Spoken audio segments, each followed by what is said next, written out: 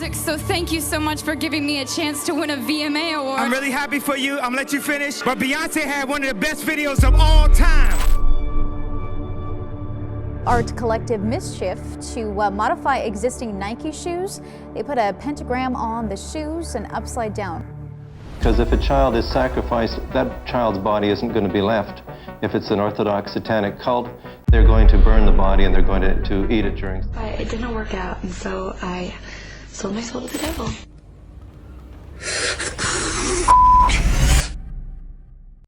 What if the songs you hum, the beats you move to, and the lyrics stuck in your head are not just entertainment, but tools of satanic manipulation? The idea sounds like something out of a conspiracy thriller, but dig deep and you'll find a disturbing history of hidden messages, occult symbolism, and allegations of mind control that stretch back decades. Let's expose a truth that might sound like a myth. But many believe satanic brainwashing through music is disturbingly real. Ever wonder why some songs just feel off? Like there's something buried beneath the beat that your brain can't quite shake? Welcome to the rabbit hole of dark tricks and sneaky whispers hiding in the music world. This isn't about bad lyrics or annoying choruses. Even if Baby Shark feels like a government psyop, we're talking about something bigger, something twisted. What if the songs you love are hiding secrets only your subconscious can hear? Let's start with something strange you can actually hear, if you dare to play it backward. Back in the day, people found weird stuff when they played records backward. You're in the 1970s, spinning a vinyl backwards because you're bored, or stoned, or both. Suddenly, you hear a whisper, "Serve the devil pancakes." Okay, maybe not pancakes, but people swore they heard creepy messages. They call it backmasking, and it turned casual music fans into part-time demon hunters with turntables. And it wasn't just garage bands. Led Zeppelin, the Beatles, these weren't amateurs. These were full-blown rock gods being accused of subliminal satanic Spotify before Spotify even existed. Take that old hit by Led Zeppelin. People claimed if you'd spun it backward, it said creepy things like, "Here's to my sweet Satan." Whether it's real or just your brain playing tricks, the panic spread like wildfire. Suddenly, any weird sound in a song became proof of a hidden message. And the thing is, once the idea gets into your head, it's hard to unhear it. The Beatles didn't escape the madness either. They were slammed with rumors that one of them had died and been replaced. Why? Because someone thought they heard secret messages when their songs were reversed. Crazy? Maybe. But millions believed it.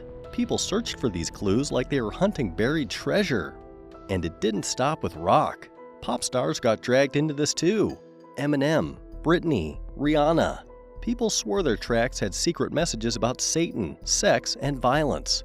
Whether it's true or not, fans started to question what's really hiding in those catchy tunes. But let's rewind even more. Music and spooky stuff have been besties for centuries.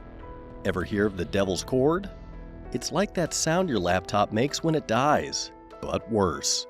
The church literally banned it back in the day, probably because it made monks want to throw hands. Fast forward to now, and metal bands love it. Some say it makes their music powerful. Others say it's like seasoning your soup with anxiety. But wait, it gets weirder. Today, music is tuned to 440 Hz, but it used to be 432 Hz. Sounds small, right? That's like saying it's just a few degrees off while your house is on fire. Some say it messes with your emotions, makes you feel uneasy, restless, even angry, just from a few notes. Now imagine hearing those same notes again and again, blasting through your headphones for hours. What does that do to your brain? Back in the 80s, folks hit full panic mode. Bands like Slayer, Black Sabbath, and Iron Maiden were accused of being part of some dark plan. Their album art showed demons. Their lyrics were full of fire and doom. Was it all just shock value, or were they part of something deeper? Then there's the pop world. Not exactly where you'd expect to find creepy symbols, right? But open any music video from the big names, Beyonce, Jay-Z, Rihanna, and what do you see? Triangles, eyes, hidden hand signs, over and over. Some say it's fashion. Others say it's part of a code, a language only certain people understand. It doesn't stop at what you see. Some people believe there's a whole other layer, mind control. But what if the stars themselves aren't even in control? Let's talk about the darkest theory of all, Monarch programming. Not like sci-fi lasers, but the real deal. Hidden programming, designed to break stars and turn them into something else. Something they can control.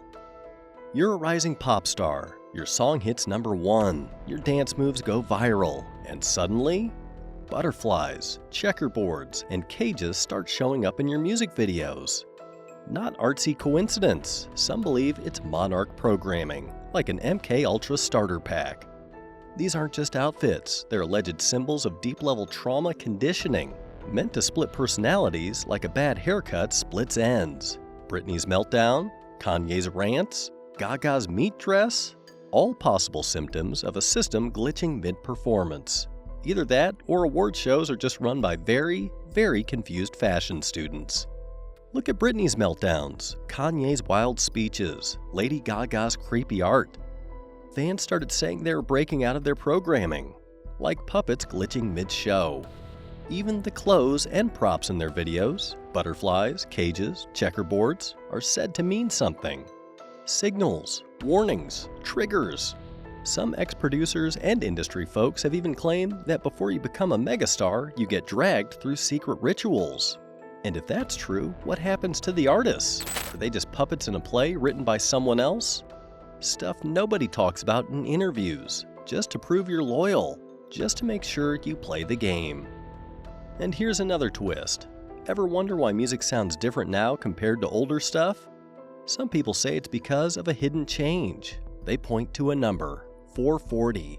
That's the pitch most songs use today. But years ago, music was tuned to 432. That small shift might not seem like much, but it matters. But what if the sound wasn't the only thing designed to mess with your head? What if the artists themselves weren't even in control? Supporters of the older pitch say it's more natural, more peaceful, like a spa day for your ears. The new tuning? More like Sonic Red Bull, like it connects to how we're wired. But the newer one feels harsher, more chaotic. Some even claim it was pushed during World War II to make people easier to control. Sound nuts? Maybe. But still, it makes you think. And in the middle of all this mess is one name, the Illuminati. But sound is just one part of it. The real mystery? It's who's behind the curtain pulling all the strings. A secret club of the rich and powerful, hiding in plain sight, using music and media to bend how we think. That's the claim.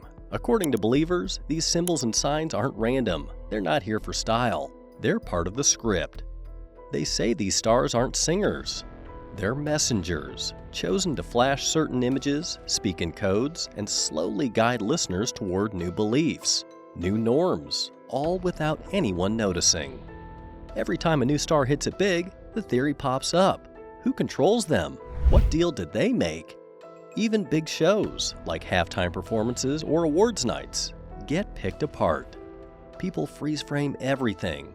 Look at the stage, the lights, the hand gestures. To some, it's just entertainment, but to others, it's a ritual, a public nod to the ones pulling the strings. There's also talk of predictive programming. That's when music and videos predict events before they happen, not by accident, but on purpose, to prepare people, to make sure when the real thing happens, no one questions it, because they've already seen it, heard it, danced to it. Whether this is all just a huge mix of fear, patterns, and creative choices, or something darker, one thing's for sure, music isn't just sound anymore. It's a stage for something bigger. Maybe the beats are catchy, maybe the lyrics are fun, but next time you put on your favorite track, ask yourself, what's playing in the background that you're not hearing? And more importantly, who put it there? The music industry looks shiny from the outside, flashy lights, sold-out shows, and people screaming your name. But behind that curtain, something dark, real dark.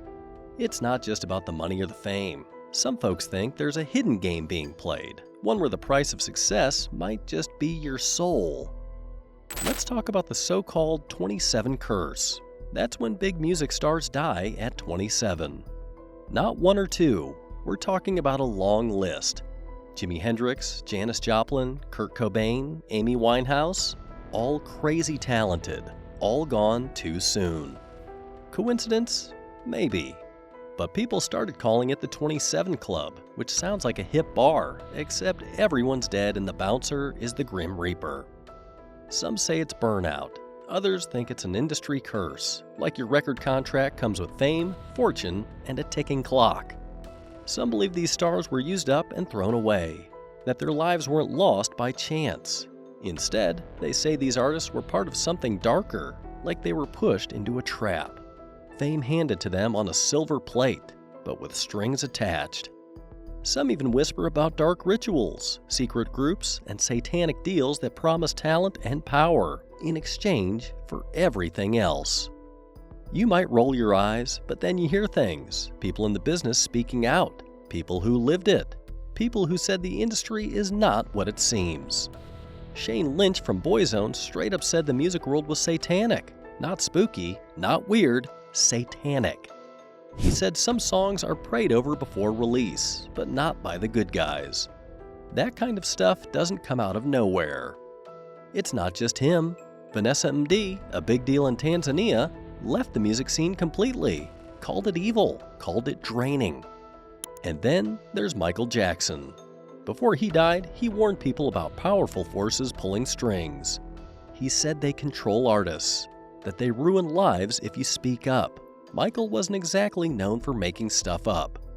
And then you've got DMX. He didn't talk in riddles, he said it straight. He talked about shady contracts, people giving away more than they know, losing their freedom, their choices, maybe even their soul. That kind of talk, it gives people chills. Some artists don't speak, they drop hints. Look at Prince, always fighting record labels, always trying to stay in control. He said some things too, things about life, death, freedom. After he died, people went back and looked closer at his songs. Lines that seemed cool suddenly felt heavy, like maybe he was warning us, like maybe he knew what was coming.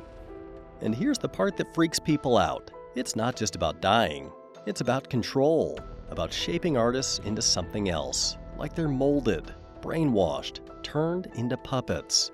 One day they're singing in clubs, the next they're selling out stadiums with songs full of weird symbols and dark ideas. The big stars, their shows are filled with images people say look off. Eyes, triangles, fire, goat heads. Some say it's all just part of the act. Others say it's something more, that these aren't just cool graphics, that they mean something, that they're signs.